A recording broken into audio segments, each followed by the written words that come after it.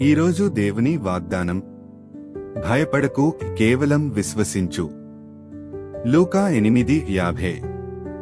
మనకి అత్యంత ప్రియమైన వారు, మన బంధువులు, మన పిల్లలు ఎవరికి ఏదైనా అనారోగ్య సమస్య వచ్చినప్పుడు డాక్టర్ ఇంకా కష్టం అని చెప్పినప్పుడు మనం కృంగిపోతాము. జీవితంలో కష్టాలు, సవాళ్లు, భయం కలిగించే పరిస్థితులు వచ్చినప్పుడు మనం తరచుగా ఆందోళన చెందుతాం, భయపడతాం. ఈ వచనం అలాంటి భయాన్ని పక్కన పెట్టమని చెబుతుంది. ఏ పరిస్థితిలోనైనా, ఎంత కష్టమైనా దేవునిపై సంపూర్ణ విశ్వాసం ఉంచాలి.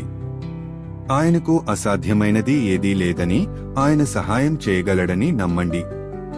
మనం నమ్మినప్పుడు దేవుడు మన జీవితంలో అద్భుతాలు చేయగలడు. ప్రార్థన చేసుకుందాము. ప్రభువా, భయాన్ని నీపై విశ్వాసంతో మార్చడానికి నాకు సహాయం చేయి. యేసు నామంలో అడుగుతున్నాం తండ్రి, ఆమెన్.